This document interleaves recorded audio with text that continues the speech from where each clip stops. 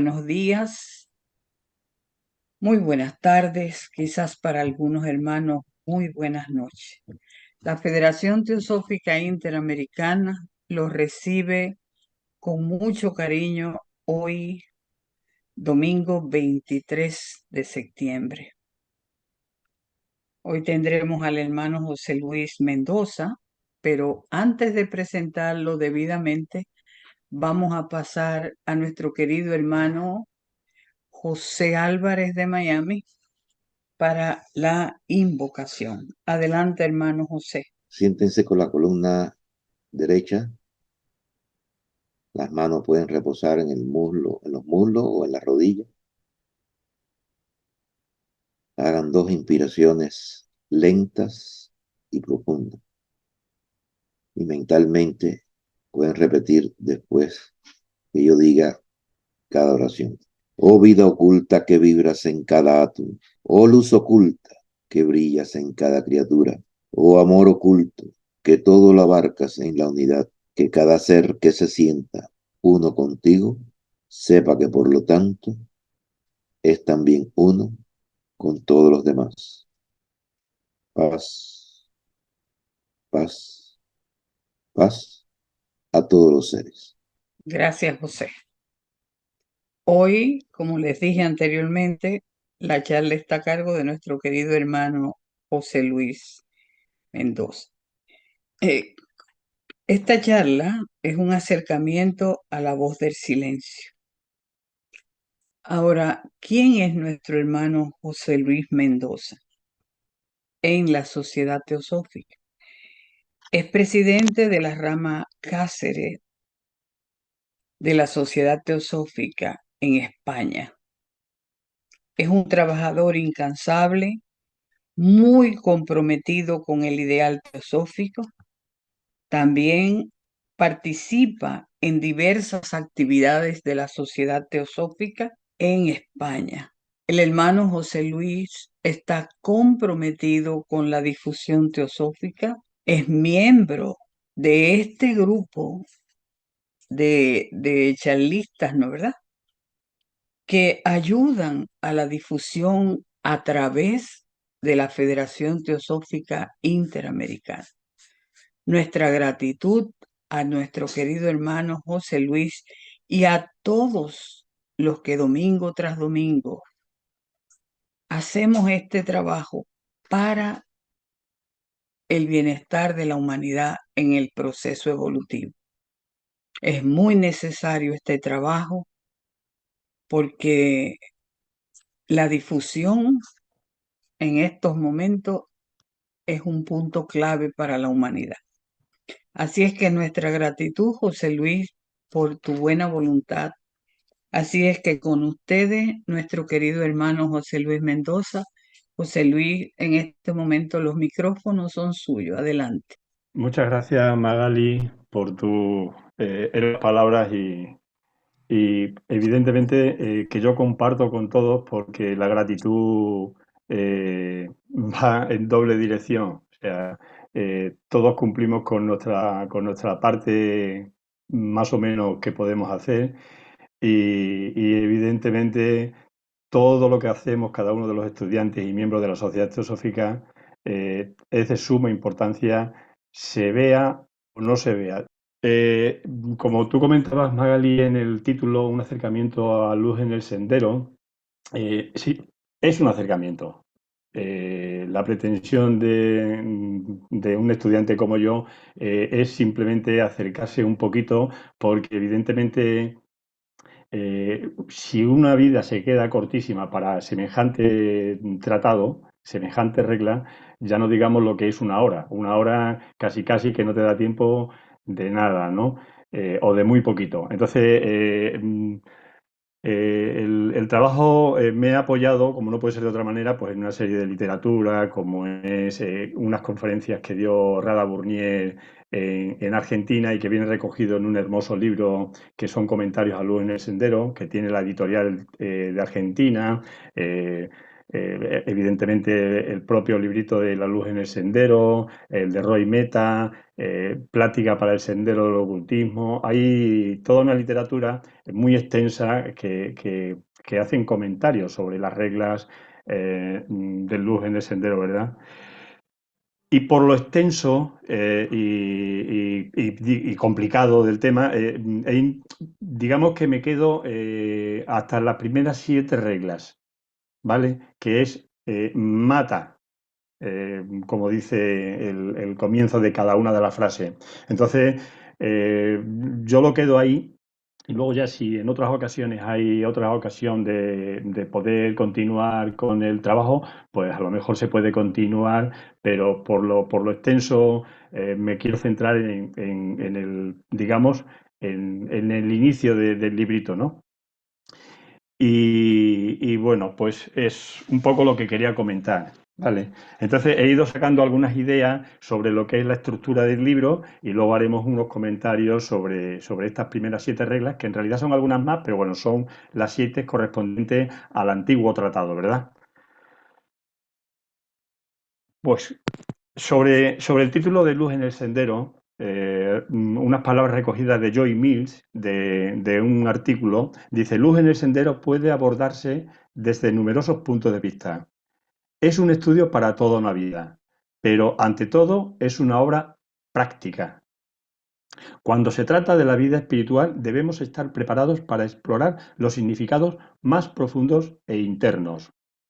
En el campo de la filosofía esotérica y de la tradición de los misterios no hay nada que carezca de un sentido profundo. Podemos interpretar el título simplemente como un indicador de que los aforismos del libro conciernen al sendero espiritual y arrojan alguna luz sobre el camino que va a emprender.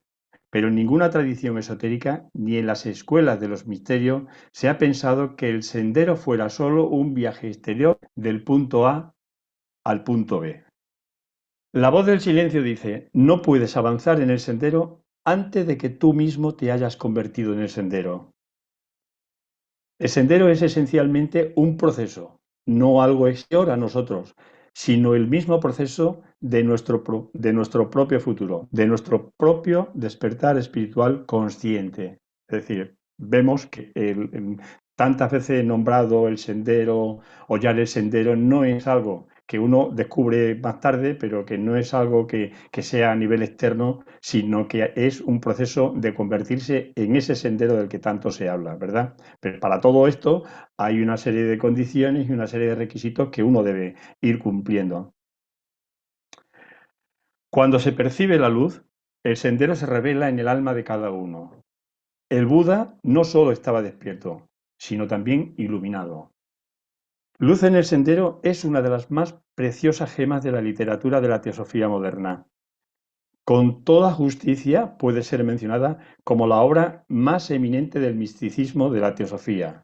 Desde su publicación, que fue en el 1885, desde su publicación, este libro ha sido fuente de inspiración para una gran cantidad de hombres de todo el mundo. Evidentemente, hombres aquí es como humanidad, ¿vale?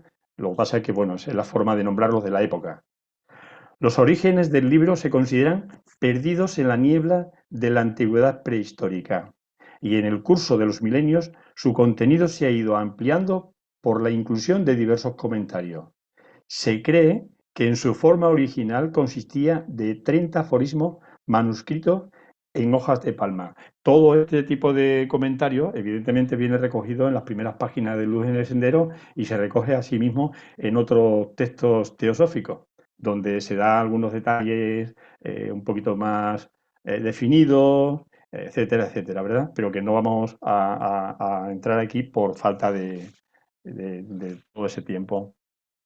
Estos 30 aforismos se mantienen en las condiciones actuales, pero junto con ellos vienen agregados comentarios y notas, de modo que en suma presente el libro es mucho más extenso que en el pasado, cosa que podemos contrastar echándole un vistazo, como ya supongo que todos hemos visto y leído el libro en diferentes ocasiones.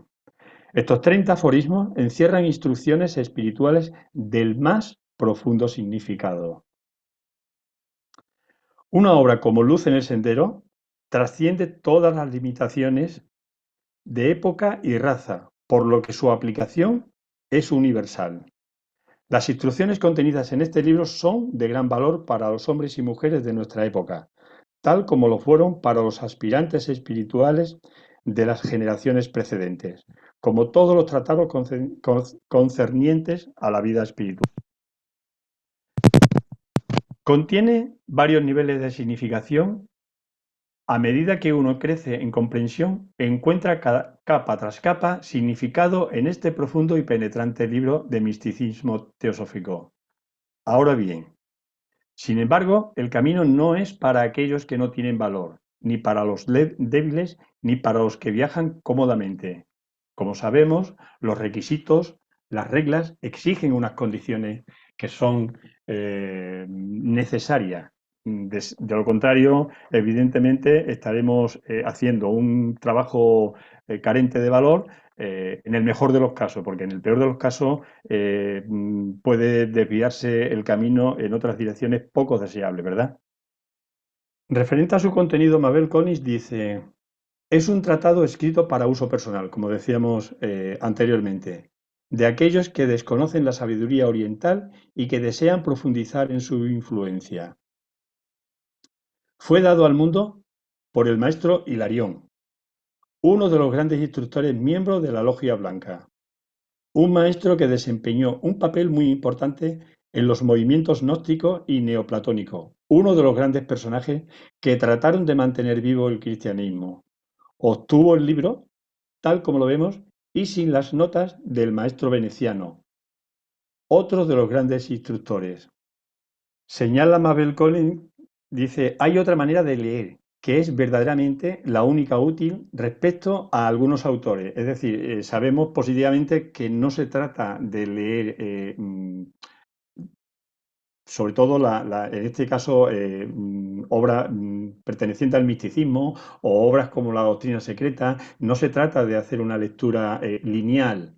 No es esa la forma de abordar para un estudiante de teosofía, o no es esa la forma de abordar las enseñanzas contenidas en lo que pretende dar esa regla o esa estancia, como la doctrina secreta, no está en la literalidad de lo que uno lee. Está en abordarlo de manera diferente a como habitualmente se aborda cualquier tipo de lectura, digamos, común, ¿verdad?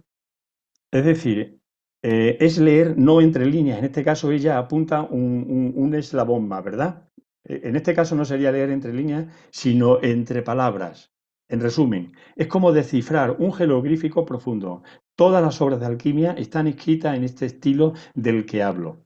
Ha sido usada por los grandes filósofos y poetas de todos los tiempos. Los adeptos la emplean sistemáticamente en lo que se refiere a la vida y los conocimientos, y dando aparentemente su más profunda sabiduría. Ocultan en las palabras mismas que la constituyen el verdadero misterio. Como decíamos anteriormente, evidentemente dice, sin embargo, el camino no es para aquellos que no tienen valor, ni para los débiles, ni para los que viajan cómodamente. Es decir, el hecho de abordar este tipo de escrito exige un trabajo mm, más fuerte, más eh, de más con más valor, ¿no? No simplemente quedarse cómodamente leyendo ahí las líneas y poco más. No puede hacer más. Hay una ley en la naturaleza que exige que el hombre lea por sí mismo estos misterios. No puede obtenerlos por otro modo. Un hombre que quiera vivir tiene que comer su alimento él mismo. Esta es la naturaleza que se aplica también a la vida superior. Un hombre que quiera vivir y actuar en su vida no puede ser alimentado como se hace con un bebé. Tiene que comer solo. A los pies del maestro, en el prólogo, dice, mirar la comida y decir que es buena no satisfará a un hambriento. Tiene que alargar su mano y tomarla. Eso es una indicación en la que se hace a los pies del maestro, en su prólogo. Es decir, está indicando que el proceso es el que tiene que ser. Es decir, no puede uno esperar ahí moviendo el paso sin moverse del sitio. Uno tiene que zambullirse en lo que está trabajando, investigando, leyendo. Y tiene que despertar esa parte interna superior, Buddhi o la mente superior, para descifrar ese mensaje aparentemente oculto, por lo menos a la materia, ¿verdad? Pero no así a la visión espiritual, a esa visión interna. Para esto ya hay suficiente, digamos, luz en ese sendero, utilizando el nombre del libro. Luz en el sendero forma parte de una serie de tratados de ocultismo conservados por los grandes instructores y de las cuales se sirven para formar a los discípulos. Es un fragmento del libro de los preceptos de oro, del cual sabemos que han partido otro tipo de, como la voz del silencio, las doctrinas secretas, etcétera, ¿no? Forma parte de esas obras arcaicas, antiguas, en el que se apoyan o están todas este tipo de enseñanzas, ¿no? Los preceptos de oro, en el que se encuentran reunidos numerosos tratados escritos en diferentes épocas de nuestra historia mundial, pero que presentan una característica común, que es la de contener la verdad oculta. Por consiguiente, tiene que estudiarse de manera distinta a los tratados ordinarios. Parece que estamos repitiendo, o parece que estoy repitiendo una y otra vez la misma idea, pero creo que nunca queda de más que nos recordemos a nosotros mismos que la forma de trabajar tiene que ser diferente. No es la habitual, no es la forma normal y común, digámoslo así, sino tiene que ser abordado de una manera más exigente, ¿no? Entonces, los diferentes autores teosóficos señalan en sus diferentes comentarios estas mismas ideas, o expresadas quizá con otras palabras, pero estas ideas que son tan importantes. Cuando uno de ellos es revelado al mundo, su interpretación literal no permite más que una apreciación inexacta de su enseñanza. Esto lo comentaba Anibesan en sus prácticas sobre el sendero del ocultismo. Destinada claramente a apresurar la evolución de los seres humanos comprometidos en el sendero, esta obra presenta un tipo de ideal que la gente de este tiempo raramente está preparada para aceptar. Para ser capaces de comprenderlo, hace falta poder y querer aplicar las enseñanzas en nuestra vida. De otro modo, las páginas permanecerán selladas. No sé si para siempre, pero al menos durante mucho tiempo, hasta que no decidamos salir de nuestra zona de confort, dejar de enmarcar el paso y zambullirnos, como decía el maestro sufí, en esas profundidades del océano, digamos, de la sabiduría, ¿verdad? El libro contiene 3 partes, tal y como fue publicado originalmente en el 1885. A saber, por una, los aforismos de un antiguo manuscrito grabado en hojas de palma en el sánscrito más arcaico, traducido del griego al inglés por el maestro Hilarión. Otra parte, los agregados realizados para su mejor comprensión por el gran ser conocido como el veneciano, el maestro veneciano. Y la tercera, que son las notas que se agregaron de la mano del maestro Hilarión, ¿verdad? Esas serían las 3 partes más o menos claras que viene, en la que viene más o menos desarrollado el libro de a la luz en el sendero. 15 de las breves reglas contenidas en la primera parte y 15 en la segunda se remontan a la época más antigua. Estaban redactadas en un sánscrito muy antiguo. A estas cortas sentencias que sirven de base para la introducción del discípulo, el Chohan, en este caso sería el maestro veneciano, añadió otras que actualmente forman parte de la obra y tienen que leerse siempre con las primeras, a fin de añadir ideas complementarias sin las cuales el lector podría desorientarse. Y en verdad que le da mucha luz estas notas introducidas. Todas las reglas contenidas en las 2 partes del libro, salvo los 30 breves aforismos, fueron escritas por el Chohan, es decir, por el maestro veneciano, y fueron entregadas por él al maestro Hilarión. La tabla siguiente, que es la que veremos a continuación, expone las 15 reglas breves de la primera parte, tal como se encuentran en el manuscrito antiguo. El número inicial de cada una es el número original, pero el número siguiente es el número que se da en el libro moderno, que es tal y como la podemos encontrar actualmente en el libro. Así es como viene. Aquí falta, vemos, mata la ambición, 1, 2, mata el deseo de vivir, 3, mata el deseo del bienestar. Y aquí viene 1, 2, 3. Faltaría las notas que sería 4, la 8, la 12, la 16, y así faltaría, no terminaría la 19. Ahí faltan otras 2 notas más, ¿vale? Entonces así es como lo encontramos actualmente en el libro que podemos tener entre manos o en nuestra biblioteca.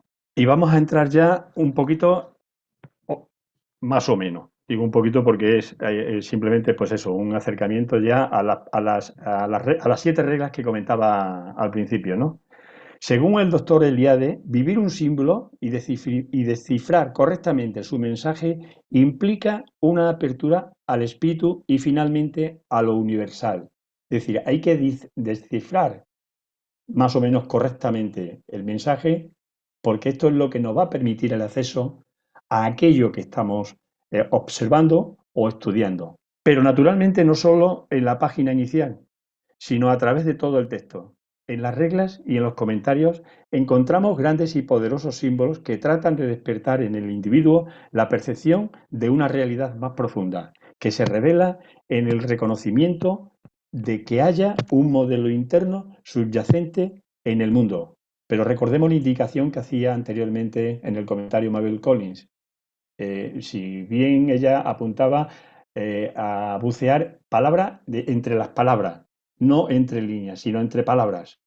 Ahí señalaba ella que es una forma de abordar y en la que está escrito la literatura simbólica de la alquimia, ¿verdad? Que ya hacía mención. Y en los comentarios al libro en Luz en de Rada Burnier, encontramos que ella hace la primera reflexión, dice, la primera oración, como empieza el librito, que recordemos, dice, estas reglas fueron escritas para todos los discípulos, préstale atención. Dice, debemos saber lo que quiere decir discípulo. Evidentemente esto es necesario. La palabra significa alguien que tiene capacidad de aprender, alguien que es capaz de brindar atención, que es capaz de escuchar. Aprender, atención, cualidades necesarias para todos. Aprender, evidentemente se nos exige aprender de otra manera diferente. Atención, evidentemente tiene que ser una atención más profunda, más reposada, con unas condiciones de la mente diferente, ¿verdad? Y escuchar. Evidentemente tenemos que salir de lo personal para poder escuchar lo que pretende enseñarnos o mostrarnos estas reglas, ¿vale? A los pies del maestro volvemos otra vez a recurrir a este pequeño y profundo libro, ¿no? Librito. Dice, si pasáis por alto, en su prólogo dice, si pasáis por alto una indicación, si omitís una palabra, esta se pierde para siempre, porque el maestro no la repite. Es decir, si alguna vez, en alguna ocasión, pretendemos o podemos estar delante del maestro, evidentemente tendremos que haber aprendido, valga la redundancia, a aprender, a poner atención y a escuchar con todas estas cualidades, porque las palabras no son repetidas. Incluso cuando es leída, a veces las ideas nos vienen en un instante, pero se nos escapan, desaparecen. Y al día siguiente o al momento siguiente decimos, la buscamos. Mira, no soy capaz de pillarlo. Entonces ocurre, estemos o no estemos en presencia de. Con nosotros mismos ocurre este tipo de cuestiones. No prestamos atención y esa idea importante que nos aparece vuelve al instante a desaparecer. La palabra también está conectada con el término disciplina, que significa traer orden. Hay tratados que nos enseñan aunque aparentemente uno pueda estar diciendo que Krishnamurti estaba en contra de la disciplina, evidentemente hablaba de otras condiciones, hablaba de otras cuestiones, pero sabemos que es necesaria la disciplina, en el sentido de orden, no disciplina cuartelera, no disciplina militar, no es una disciplina rígida y menos física, sino es una disciplina de orden mental y de orden emocional y de orden en el que se pueda dar esas condiciones para poder aprender atención y escuchar. El discípulo es alguien que tiene la capacidad de ser enseñado y no podemos dar por sentado que todos tengan tal capacidad, señalaba Rada Burnier. Por eso, en las tradiciones antiguas se dice que antes de ir a un maestro, la persona debe estar preparada, un requisito sine qua non. Es decir, es necesaria la preparación, es necesaria ciertas condiciones para abordar este tipo de trabajo u otro tipo de trabajo. La siguiente oración dice, préstale atención. Prestar atención significa entregar el corazón totalmente. Es decir, estar ahí presente.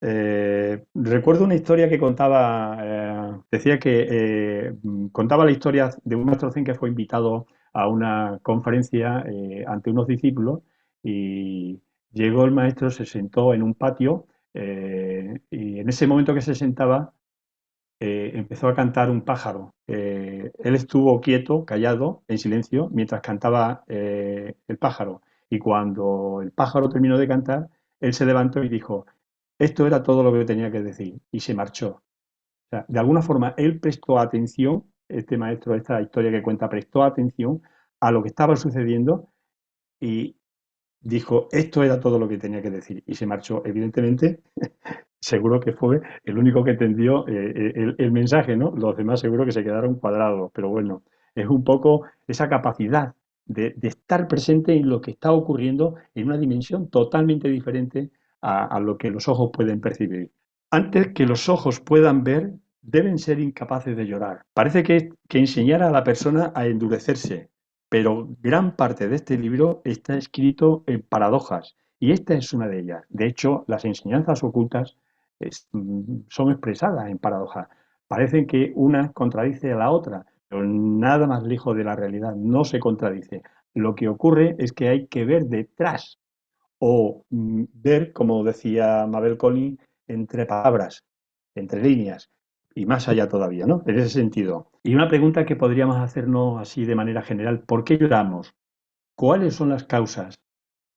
¿Alguna vez derramamos lágrimas por otros o lo hacemos solo por nosotros mismos? No es que seamos totalmente falsos, evidentemente, no es esa la idea, pero hay mucho elemento personal en lo que llamamos derramar lágrimas. Hay mucho elemento personal en las causas que nos hacen llorar o sufrir o nos causan dolor.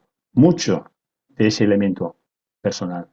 En las cartas de los maestros, ellos dicen que no trabajan para ningún individuo, sino para la elevación de la humanidad como un todo, para liberarla de su sufrimiento e ignorancia. Es decir, señalan y apuntan a esa idea. No es lo personal, es lo universal, en lo que deberíamos estar realmente interesados todos. Por eso el discípulo debe compartir ese sentimiento de universalidad. A menos que comience a sentir simpatía, afecto, interés, él no podrá comprender realmente la verdad. Digamos que se sufre de una ceguera llamada avidya, que es ignorancia, carencia de conocimiento. Es avidya, esta ignorancia, que hace que las personas odien, sean crueles, autocentradas, etcétera, etcétera. Buda, bueno, en la historia que se cuenta de Buda, se habla de una mujer que llevaba en sus brazos a un bebé recién fallecido y llorando se acercó al Buda para pedirle que le habían dicho que él podía devolverle la vida al bebé. El Buda le dijo que no había ningún problema, pero tendría que cumplir una condición. Y la condición era que tendría que buscar en una casa, de ahí traer una semilla de mostaza para donde no hubiese muerto anteriormente nadie, donde no hubiese sufrido ninguna muerte de ningún familiar, etcétera, etcétera, ¿no? Entonces, después de recorrer todo infinidad de casas, con el tiempo volvió y le dijo al Buda que no había encontrado, ninguna casa, ningún domicilio donde nada de esto hubiese ocurrido, ¿no? Entonces, ¿cuál era la enseñanza? Pues la enseñanza evidentemente es que el proceso es universal, no es algo personal, ¿no?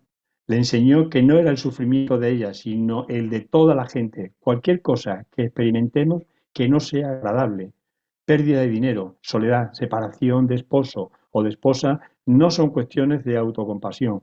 Esto les ocurre a todos y mientras sigamos en un estado de ceguera va a seguir ocurriendo. El comienzo de vida espiritual es darse cuenta de que estos son problemas universales. El discípulo debe aprender a interesarse en los problemas universales, no solo en sus problemas personales. Es decir, uno se tiene que ocupar y preocupar de sus problemas personales, esto nadie lo niega, pero evidentemente tenemos que aprender a desarrollar esa capacidad universal y no estar tan autocentrados en nuestras cuestiones, que es la que en muchos casos, o en la mayoría de los casos, producen todo nuestro dolor, ¿no? Antes que el oído pueda oír, tiene que haber perdido su sensibilidad. Nuevamente, otra oración que es paradójica. Crecer espiritualmente es ser cada vez más sensitivo. Ser sensible quiere decir responder a vibraciones finas, a ver no solo aquellos que es obvio, sino también aquello que no es tan obvio. Perder la sensibilidad, en este caso, dice haber perdido la sensibilidad, se refiere, pues, a lo mismo que anteriormente, ¿no? A la capacidad de ser herido, ofendido, humillado, etcétera, etcétera. Es decir, debemos abandonar ese autocentrado en nuestra personalidad, en nuestro mundo diminuto y abrirnos al mundo universal, ¿no? A la vida universal. Antes que la voz pueda hablar en presencia de los maestros, debe haber perdido el poder de herir. No herir a otro no significa decir lo que es agradable. En la tradición antigua se dice que las palabras deben ser agradables, buenas y verdaderas. Antes que la voz pueda hablar en presencia de los maestros, debe haber perdido el poder de herir. No herir a otro no significa decir lo que es agradable. En la tradición antigua se dice que las palabras deben ser agradables, buenas y verdaderas. Hablando también debéis ser verídicos, exactos sin exageraciones. Antes de hablar, pensadlo bien, no sea que incurráis en inexactitudes. Mucho de lo que se habla corrientemente es innecesario y necio. Cuando se trata de chismes, es dañino. Esto lo podemos recoger, lo podemos ver a los pies del maestro. Antes que el alma pueda erguirse delante de la presencia del maestro, sus pies tienen que haberse lavado en la sangre del corazón. Cuando el yo inferior, el pequeño yo, que quiere herir, que clama por sí mismo, siente que se prescinde de él, siente que está muriendo. La sangre del corazón se refiere a la muerte del pequeño yo. Es cuando el pequeño ser comienza a morir, cuando el otro yo puede estar en presencia de los maestros. Al hablar de esto hay una gran limitación. No existe un pequeño yo y un yo. Hay solamente un ser. Pero por razones de conveniencia hablamos de esta manera. Todas las tendencias de separatividad representan ese pequeño yo. Y en realidad ocurre, es así como señala este comentario. Es decir, a veces o muchas veces y durante un tiempo tenemos esa lucha, ese conflicto entre lo que queremos o sea, lo que queremos por una parte y lo que hacemos por otra parte. La visión del pequeño yo y la visión, digámoslo de esta manera, de ese ideal al que queremos caminar. Pero estamos muy apretados, muy atrapados en esta visión de tendencias separativas que representa este pequeño yo, como marca el texto, ¿no? Pero en realidad es ilusorio. No existe tal separatividad, no existe tal pequeño yo, al menos desde ese punto interno, como señala aquí este texto, este comentario. Solamente existe un ser. La dificultad estriba en posicionarse en esa visión del ser, en realmente sentir que somos eso, y a partir de ahí, como si estuviésemos, como dicen los textos, ¿no? Como si estuviésemos en presencia del maestro, como si el maestro estuviera realizando aquellas obras. La dificultad estriba en eso, estamos muy atrapados todavía en estas tendencias separativas y reducidas del pequeño yo. Y ya casi para terminar, entramos en las primeras, bueno, dice el texto, dice, las primeras 6 reglas del libro comienzan con la palabra matar. Mata, que esto así de entrada suena un poquito fuerte, ¿verdad? Es mata la ambición, mata el deseo de vida, mata el deseo de bienestar, mata todo deseo de separatividad, mata el deseo de sensación, mata la sed de crecimiento. Estas 6 reglas podríamos abordarlas. Sabemos que primeramente fue escrito Luz en el Sendero en el 1885, posteriormente aparece en el 89 La Voz del Silencio, y como tercera obra, y no menos importante, aparece en el 1910, creo, a los pies del maestro. Eh, y ahí se da una serie de cualidades a desarrollar, ¿vale?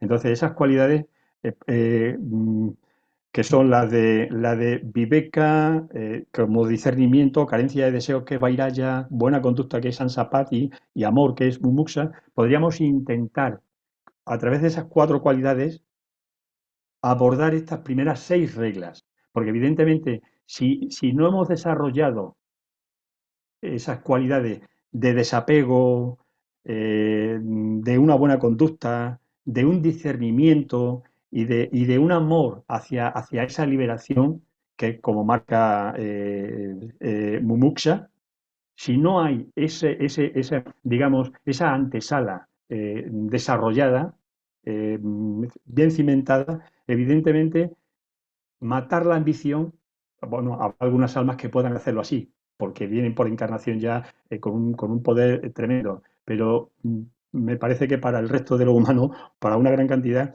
necesitamos hacer unas condiciones, un trabajo previo.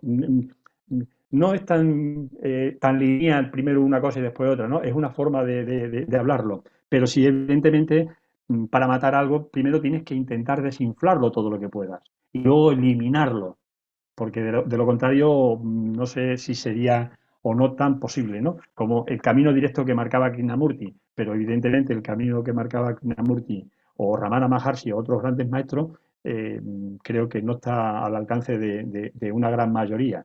Pero bueno, es simplemente un pequeño comentario.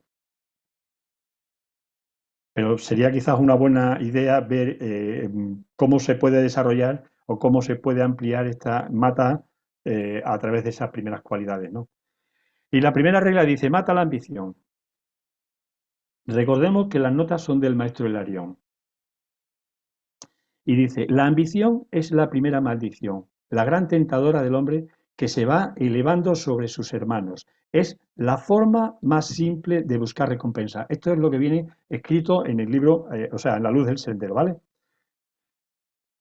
Por la ambición, los hombres de inteligencia y poder son desorientados continuamente de sus altas posibilidades. No obstante, es un maestro necesario.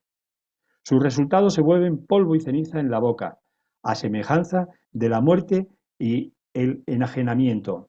Ella le enseña al hombre, finalmente, que trabajar para el yo es fomentar la ilusión. A pesar de que esta primera regla aparece tan sencilla y fácil, no se comprende fácilmente. Nos falta quizá discernimiento para poder llegar un poco más a fondo de la cuestión. Pues estos vicios del hombre común pasan a través de una transformación sutil y reaparecen en otro aspecto en el corazón del discípulo. Es fácil decir, no he de ser ambicioso. No es tan fácil decir, cuando el maestro lea en mi corazón, él lo hallará completamente limpio. El artista verdadero que trabaja por amor a su trabajo se halla a veces más firmemente establecido en la vía correcta que el ocultista que se imagina haber suprimido su interés en el yo, pero que en realidad tan solo ha extendido los límites de la experiencia y el deseo y ha transferido su interés a cosas que conciernen a su más amplia dimensión de la vida. Hemos desplazado el yoyito lo hemos hecho un poquito más grande, pero seguimos estando dentro de esa dimensión de lo que pretendemos huir. O sea, realmente hemos imaginado algo, pero no hemos trascendido eso que estamos diciendo. El mismo principio es aplicable a otras dos reglas aparentemente sencillas. Deteneos en ella y no os dejéis engañar fácilmente por vuestro corazón, pues ahora en el umbral puede corregirse un error, pero llevadlo con vosotros y crecerá y llegará a su plenitud. De otro modo, sufriréis amargamente en su destrucción. Esto es lo que marca en la nota el maestro Hilarión. Eh, Apunta ideas, aclara, pero sobre todo avisa. Vuelvo, dice, pues ahora en el umbral puede corregirse un error, pero llevadlo con vosotros y crecerá y llegará en su plenitud. De otro modo sufriréis amargamente en su destrucción. La ambición es el movimiento que hace que uno tienda a lograr algo. Éxito, seguridad, placer, excitación, posesiones, confort. En este sentido es uno de los primeros males. La segunda regla dice, mata el deseo de vida, pero en unas líneas más, en el número 4, eso lo podemos encontrar también, dice, respeta la vida como la respetan los que la desean. El discípulo tiene que eliminar el deseo de la vida personal. Estamos en el mismo ámbito que el anterior, en lo personal. Todo lo que acrecienta la energía del yo personal y halaga sus deseos personales. El placer de expansionar su vida haciendo entrar en ella incesantemente más elementos exteriores no debe ser suficiente para su felicidad.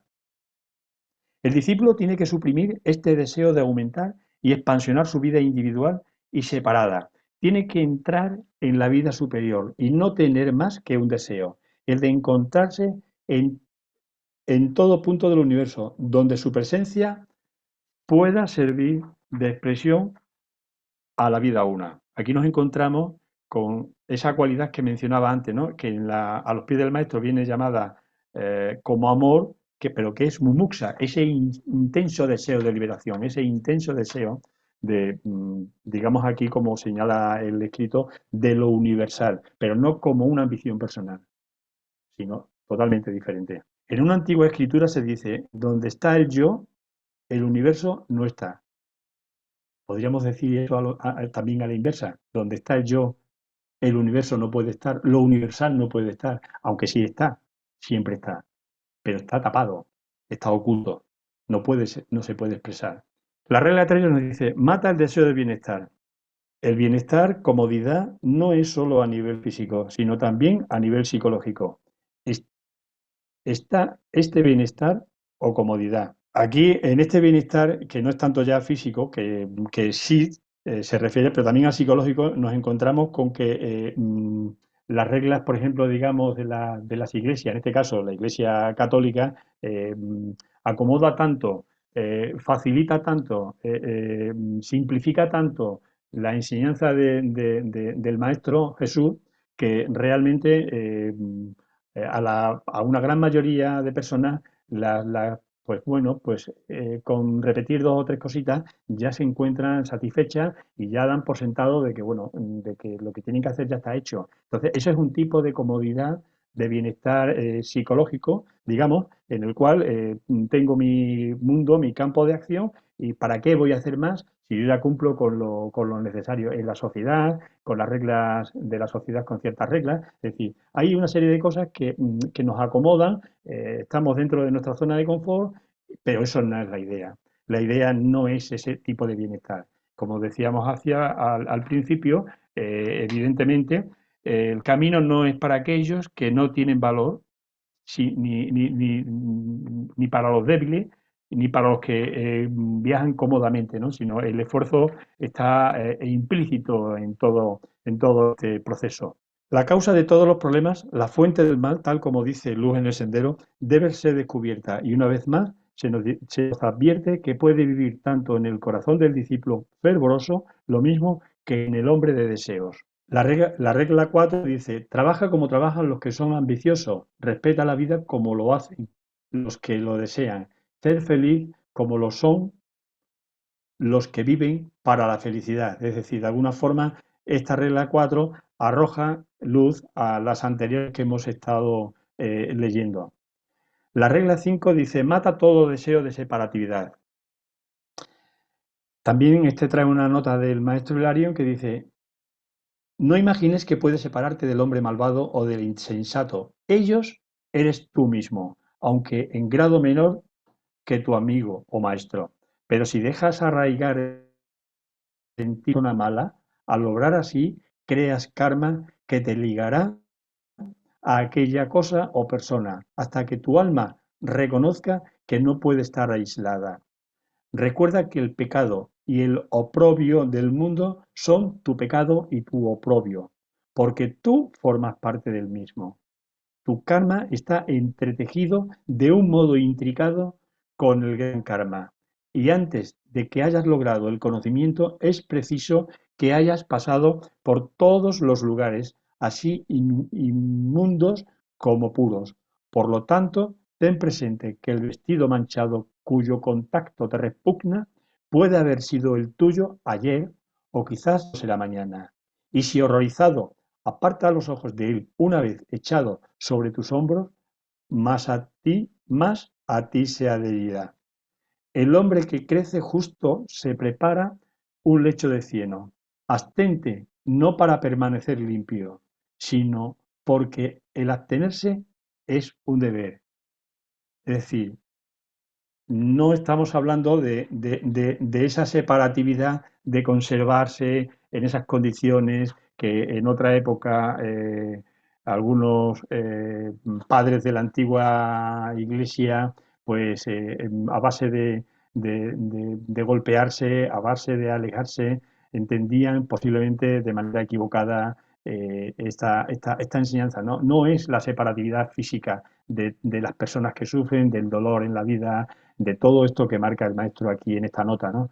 Sino más bien esa separatividad de repudiar mentalmente todo aquello, ¿no? De negarlo. La regla 6 dice, mata el deseo de sensación. ¿Es necesario experimentar todo en la vida? No es necesario experimentar todo en la vida, aunque de alguna manera quizá en esta, como marca el anterior comentario, en esta u en otra, lo hayamos experimentado, ¿no? De modo que para probar experiencias significa comprenderlas, darnos cuenta de si trae una sensación de libertad y claridad o un estado de opresión y de esclavitud.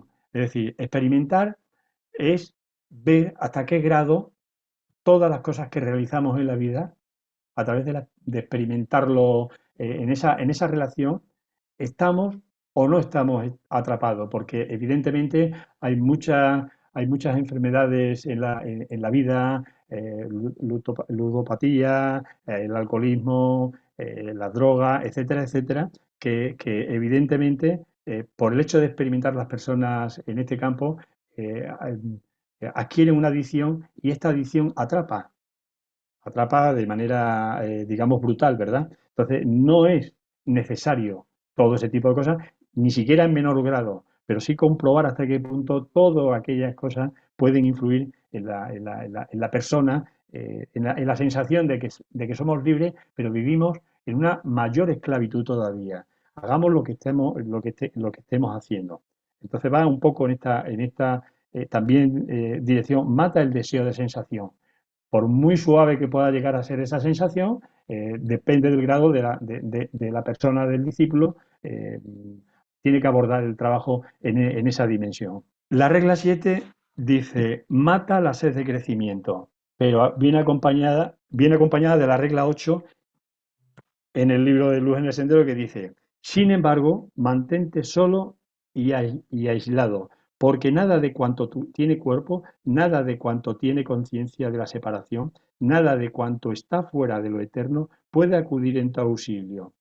Estudia la sensación y obsérvala, porque únicamente así puedes empezar la ciencia del propio conocimiento y colocar el pie en el primer peldaño de la escalera. Crece como crece la flor, inconsciente, pero ardiendo en ansias por entreabrir su alma a la brisa. Así es como debes avanzar, abriendo tu alma a lo eterno. Pero debe ser lo eterno lo que debe desarrollar tu fuerza, y no el deseo de crecimiento. Porque en el primer caso floreces como la lozanía de la pureza, y en el otro te endureces con la avasalladora pasión de la importancia personal. Repito la última parte de este comentario para cerrar ya definitivamente la sesión. Crece como crece la flor, inconsciente, pero ardiendo en ansias por entreabrir su alma a la brisa. Así es como debes avanzar, abriendo tu alma a lo eterno. Pero debe ser lo eterno lo que debe desarrollar tu fuerza y no el deseo de crecimiento. Porque en el primer caso floreces con la lozanía de la pureza y en el otro te endurece con la avasalladora pasión de la importancia personal. Gracias y ya podemos concluir la presentación. Gracias, José Luis. Eh, Qué bueno es refrescar todo esto. Sumamente importante. Ese mata, ese yo chiquito, como tú dices, no es, yo creo que no es Yoyito. el yoyito. Yo creo que es tratar de ponerlo a Sí, la disposición de ese yo grandote. Él se someta sí, al servicio así es. Sí. de esa esencia, de esa verdad absoluta.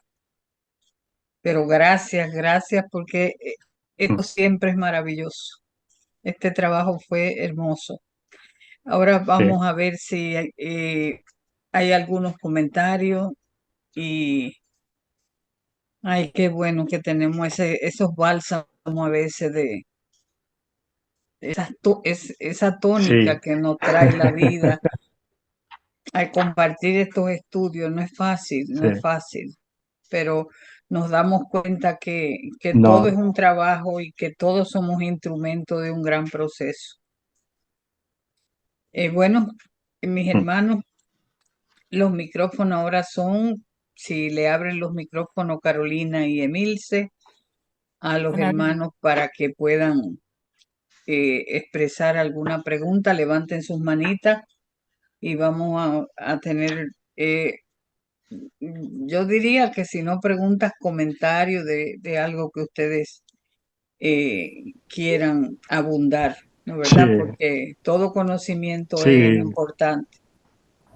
Y como dice un hermano, Sí. aquí nadie se equivoca, porque no sabemos el proceso evolutivo, no No. Y los sabemos. comentarios. Sí. No, exacto. Así es que pueden hacer en este momento las preguntas o los comentarios, hermano. Levanten Sí, las manitas. comentarios serían interesantes. Sí. Sí. En lo que ellos se van poniendo en orden, yo haría un comentario bien interesante. Cuando uno ve que en ese libro, escrito por un maestro, nos hablan tanto de ese matar, matar, no deben tus ojos botar una lágrima antes que los ojos puedan ver, deben ser capaces de llorar. Entonces, siempre me imagino, eh, eso tiene que ver con las leyes del universo. Si conocemos las leyes del universo, jamás pueden nuestros ojos llorar, porque es la ley que está ejerciendo su poder y no la podemos parar. Porque uno a veces cuando está pasando por una nube negra, ¿no verdad? Que cae en la vida de uno, pues uno dice, ¿qué pasó? Pero definitivamente, si conozco la ley, pues tolero el aguacero que me está cayendo. Porque ¿cómo lo paro? No puedo, mis manos no me dan para parar esa tormenta.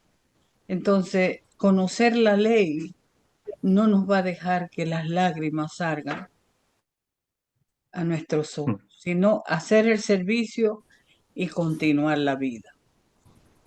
Entonces uno va analizando todos esos matas, como tú dices, y son cosas tan bellas, tan interesantes y tan sabias que dejaron ahí para nosotros.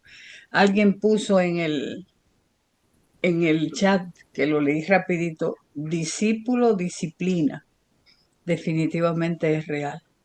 Sí, Eso es real. sí. Y esa palabra debemos repetirnosla más de 1000 veces en el día. Bueno, allá hay una manita levantada y es Ursula. Adelante, hermana. Ángela también quería comentar algo. Ah, sí, es que no veo la manita de Ángela, pero le damos la oportunidad. Tú me ayudas, Carolina, por favor. Ok. O sea, ¿Empiezo yo misma? Sí, sí, adelante, Yussi. Y Carolina me Gracias, ayuda. José Luis, por el trabajo. La verdad que este libro es una maravilla, es una maravilla.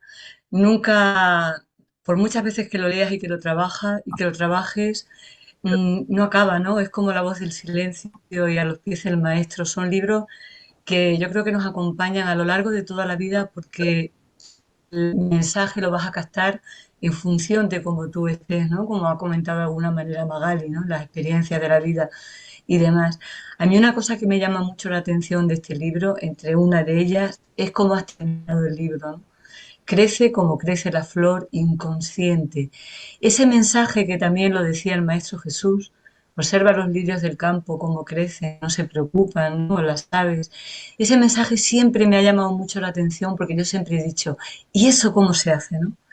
Porque siempre estamos dentro del campo del yo, del campo de los objetivos. Tengo que llegar a, o sea, vivimos saltándonos un proceso, queriendo llegar al final.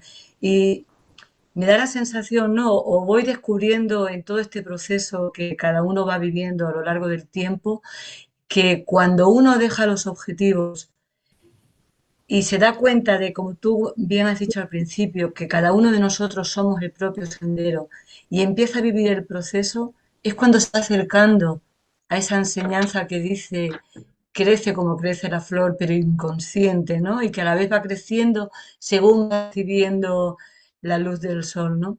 Entonces, para mí eso es como una paradoja, un koan, que es maravilloso, ¿no? Solamente quería hacer este comentario. Gracias, José Luis. Gracias, hermana, gracias. Gracias, José. Pasemos.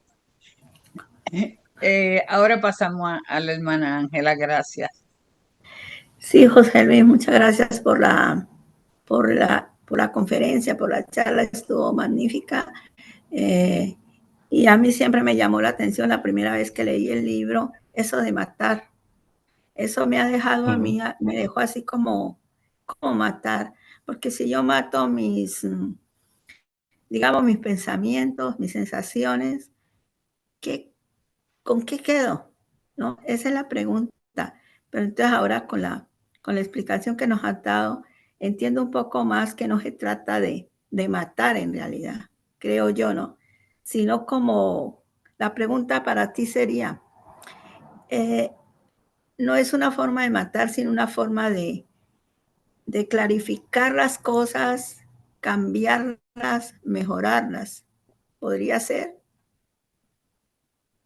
¿Aló?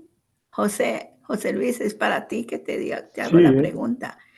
Sería una sí. forma como de Yo, Ángela, mejorarlas, de ampliarlas, sí, porque a mí siempre me ha llamado la atención y sí, todavía no sí. logro llegar al punto. Por favor, si me ayudas. No, yo, Ángela, estoy en la misma condición en la que tú te encuentras. Yo entiendo cuando una palabra es traducida, ¿no? Cuando el maestro veneciano traduce por primera vez la obra al griego y luego es traducida por el maestro Hilarión del griego al inglés y bueno, ahora la tenemos traducido en español. Bueno, no sé exactamente la palabra en inglés, supongo que también será matar, pero Matar. lo que quiero decir es que si en el texto, en la primera traducción, la idea es matar, entiendo que es eliminar, que es erradicar. Lo que ocurre es que, por eso yo hacía referencia, esto ha sido una reflexión personal, por eso hacía yo la referencia a intentar ver las 7 primeras reglas con las primeras 4 cualidades que se desarrolla a los pies del maestro, porque estas cuatro cualidades a los pies del maestro, este primer librito, como nos indica la presentación de la obra, es el inicio del sendero para el discípulo. Y según también se escribe, Luz en el Sendero sería quizás de las tres obras la más profunda, ¿no? La que puede conducir a un estado mayor de conciencia, ¿no? Según escriben algunos autores. Entonces, la idea de matar, yo entiendo, bueno, evidentemente uno tiene que discernir realmente que, em, cómo abordar este trabajo y hacerlo con el mayor éxito, entre comillas, para uno mismo. Es decir, uno tiene que emplear las herramientas que tiene, ¿no? Carencia de deseo viene a los pies del maestro, que es bailar Sí. ya. Entonces, ahí hay unas recomendaciones y unas ideas que se vierten en ese libro, lo mismo que en la joya suprema del discernimiento, que es parte de ese libro, esto, ¿no?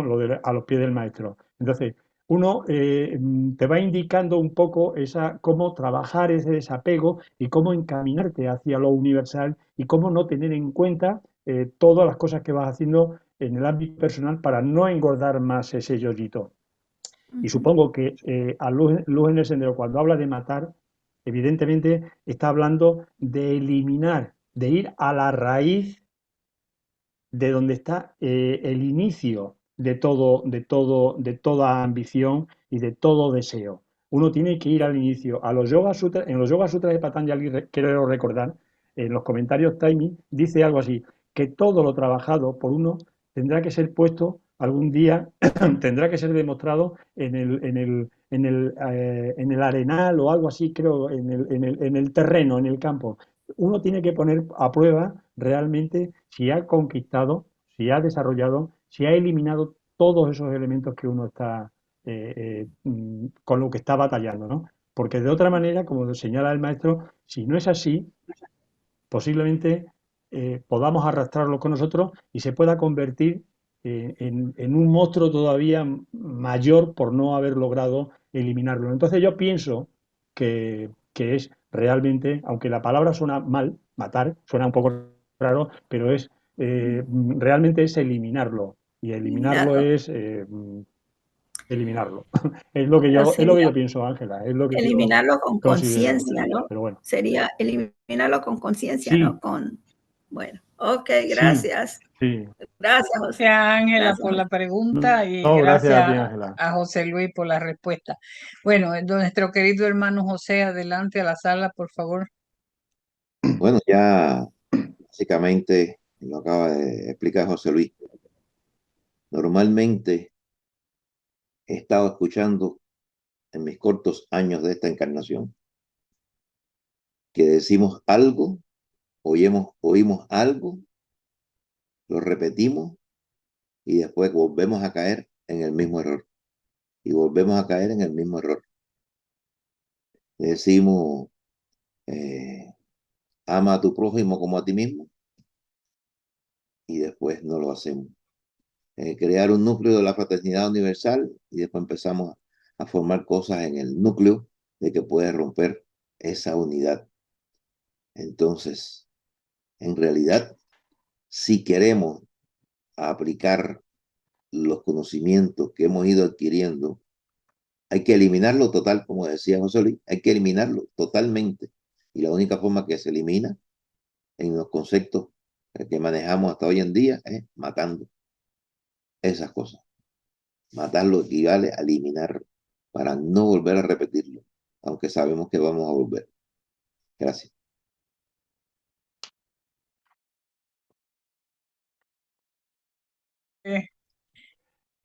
¿Alguien más, por favor? Marlon y Sí, luego Emilce. ok, adelante, Marlon.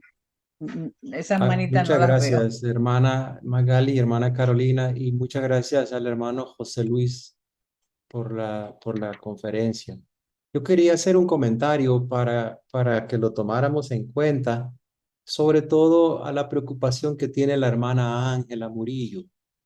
Y me imagino que tal vez la mayoría de nosotros que somos occidentales y tenemos esa forma de percibir la muerte y digamos, y la palabra que para nosotros nos suena monstruosa, matar, ¿verdad? La- Mm. no la procesamos bien. Pero tal vez si nosotros estudiamos en la ciencia de la yoga, como recomienda Taimni, la forma para controlar las kleshas, él recomienda una serie de procesos para controlarlas, a llevarlas a un estado en donde las podamos controlar. Curiosamente, Taimni no utiliza la palabra matar, sino que utiliza la palabra controlar y los lleva a diferentes estados. Y el estado último del cual ya cada una de esas kleshas no vuelven a afectarnos nunca más,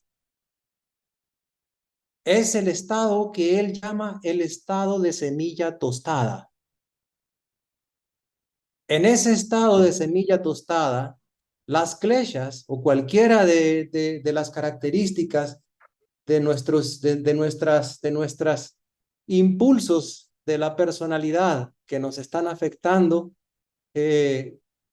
pueden controlarse, pero cuando las condiciones, digamos, adecuadas vuelven a ponerse alrededor, retoñan otra vez.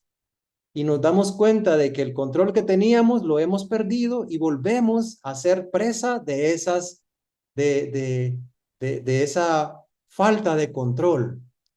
Pero, como dice Taimni, si nosotros llevamos a todas esas características al estado de semilla tostada, no es que desaparecen, no es que las hemos matado, están ahí todavía, pero están en el estado de semilla tostada.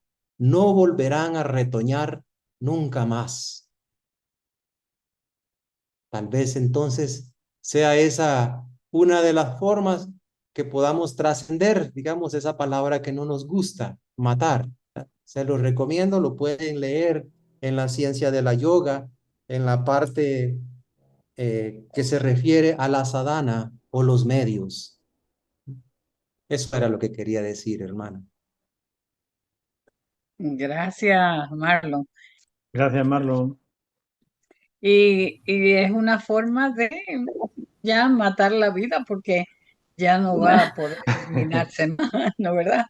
La vida que tenía Sí, la semilla, recordemos, pero muy lindo presentado en sí, esa forma, recordemos que Marlon. Ay, perdona, José Luis, escúchame. No, Gracias, doctor. nada, Magali, nada. No, Bueno, Emilce. Ángela, bueno, la manita de Mil se está levantada. Sí, en realidad, Está ahí en un la poco playa lo que está muy a gusto. Sí. Sí. Este, en realidad, yo lo que iba a decir lo dijo Marlon. Tal vez he expresado con más profundidad, porque recomendando lo de Tammy, que es realmente muy bueno.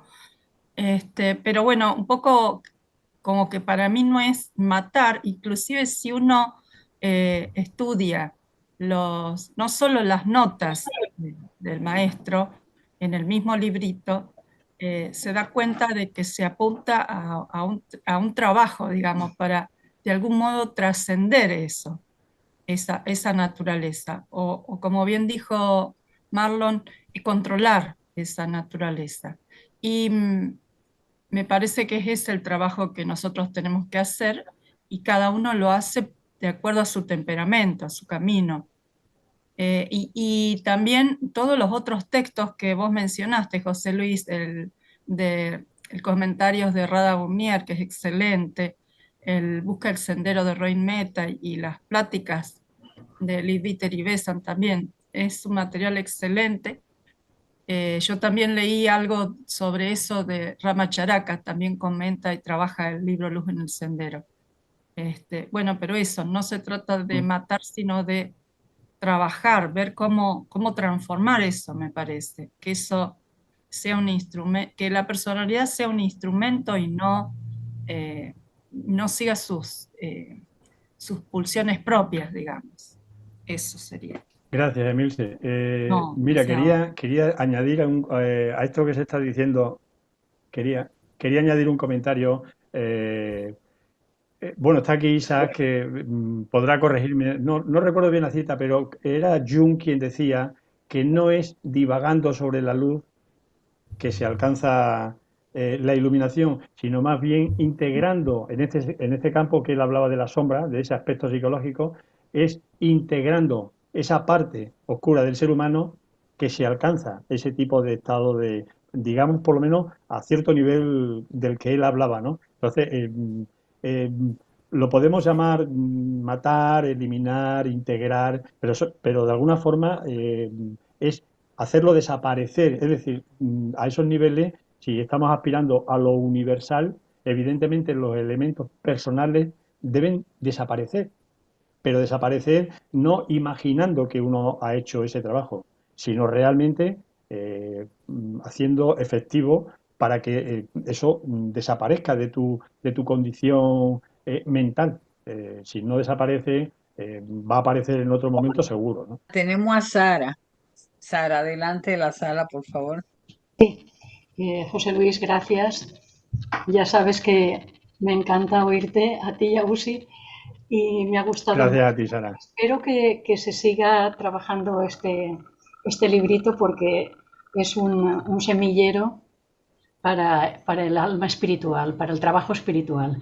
Yo, sobre lo que estáis comentando, en el mismo libro, cuando se habla de matar el deseo, la sensación, concretamente la sensación, la nota lo explica muy bien, dice, observa la sensación, porque observándola la comprendes. Y es un poco la forma de que cada uno tiene de matar o de eliminar, es diferente según el temperamento o según el propio sendero de cada uno. Yo en esto de observar sí que me funciona lo de observar mis reacciones y también las sensaciones, porque observándome puedo llegar a la raíz de comprender cuál es el motivo de esa sensación, de ese apegarme a ese deseo. Observándolo lo puedo comprender y, como tú dices, lo puedo integrar. Es otra manera de eliminar o de matar. Y nada más. Como ves, estamos dando vueltas a todo esto, pero es muy interesante. Y Krishnamurti, cuando toca estos temas, que empieza a decir no es esto, no es aquello, y te deja un poco al desnudo, que no sabes muy bien cómo quedarte, creo que también va por ahí, por lo de observarse y comprenderse, quererse. Como ha dicho alguien, amar al prójimo como a ti mismo. Quererse uno mismo es una manera de integrar nuestras sombras, nuestros vicios, nuestro malestar y ver cuál es su raíz. Gracias, José Luis. Gracias, Sara, por tus comentarios. Adelante, Eugenia. Gracias. Buenos días a todos. Pues yo estaba reflexionando sobre un libro de Teosofía Práctica de los doctores Hawley y Rey. Y ellos al inicio de sus páginas mencionan lo siguiente, que se ha estado mencionando. Dice que la mente es parecida a un espejo que se cubre de polvo mientras refleja. Necesita de las suaves brisas de la sabiduría del alma. Y esto es de la señora Blavatsky. Pero ellos hacen un análisis donde nosotros, o sea, ellos ya lo están diciendo por nosotros, pero creo que nos ayuda a la comprensión de los estudios. El análisis dice que la mente es parecida a un espejo, se cubre del polvo de la ignorancia y así se deformará lo que refleja. Necesitará de la brisa suave de la sabiduría del alma para corregir la refracción y así devolver la imagen correcta. Y así devolver de lo real y eterno, separándolo de lo irreal y lo transitorio. Y creo que esta parte se trata directamente de nuestro trabajo personal a través de las reencarnaciones de nuestra mónada para seguir aprendiendo o para recordar todo aquello que hemos aprendido en vidas anteriores y poder desarrollar esa capacidad de ser mejores personas en la vida diaria.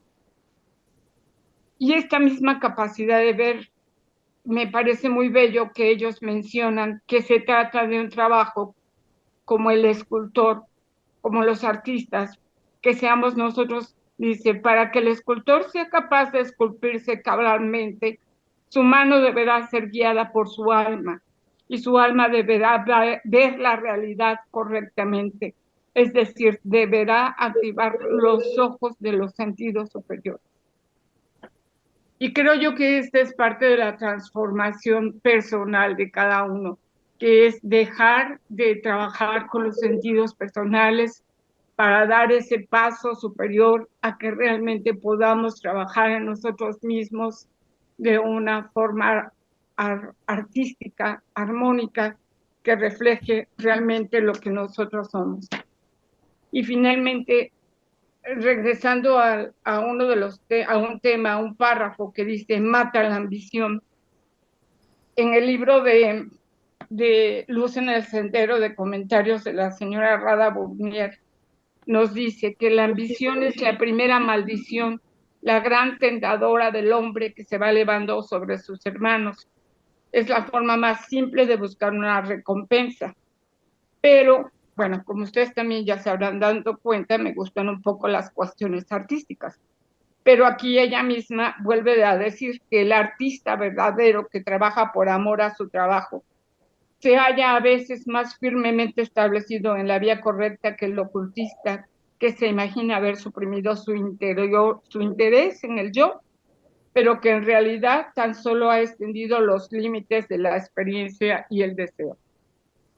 Pues muchas gracias por estas conferencias que nos motivan a seguir trabajando en nosotros mismos. Creo que lo más correcto sería decir, a aprender a conocernos a nosotros mismos o a recordar realmente lo que nosotros somos para poder dejar un mundo mejor, para trabajar mejor en nosotros mismos y dejar las partes inferiores que nos detienen y dar ese paso hacia la transformación. Gracias al querido equipo por este tipo de trabajos que nos motivan y que esto no para aquí, por lo menos para mí, creo que también debe ser para muchos de los hermanos. Creo que muchas veces con estas ideas se quedan en nuestra mente y nos llevan a reflexionar en libros, en párrafos, en eslocas, en estancias, y se empieza a trabajar la mente para ver realmente qué es lo que esto significa, qué me quiere decir, qué es lo que yo tengo aquí en mí y qué es lo que tengo que corregir y qué es lo que tengo que transformar. Y sobre todo, si estoy, por ejemplo, en la parte de servicio, bueno, manifestarlo, llevarlo allá, dejar de ser egoístas para trabajar por los demás o hacer en lo que nosotros estamos haciendo de nuestro trabajo personal, individual, diario, algo extra que nos permita dar ese aspecto extraordinario que contribuya a las bendiciones del planeta. Gracias, equipo. Gracias. Oh, gracias, Eugenia, gracias. Ojalá que lo podamos hacer y no cambiemos. Ahorita al abrir la puerta allí entran esos chispotazos de la vida. Y bueno, mantenernos en el punto central, como del Buda, mantener ese punto medio de alcanzando la armonía es lo ideal. Y José Luis en esta mañana nos ha dicho o nos ha traído el recuerdo de tres libros sumamente interesantes que nos dejan los que llegaron antes, mucho antes que nosotros, y que son de ayuda. A veces no tenemos que coger un libro grande en la sociedad de 6 volúmenes y que tú te asustas cuando los veas. Y esos libritos pequeños es el inicio de una vida grande e intensa. Creo que José Luis hoy nos da un tesoro que nos debe servir de oxígeno por la semana completa para probar si aprendimos lo que José Luis hoy nos trajo. respirando eso que nos acabó de decir en esta mañana. Pensemos esta semana entera en estas palabras que José Luis nos trajo hoy. Gracias, José Luis, y hasta otro momento. Gracias a todos mis hermanos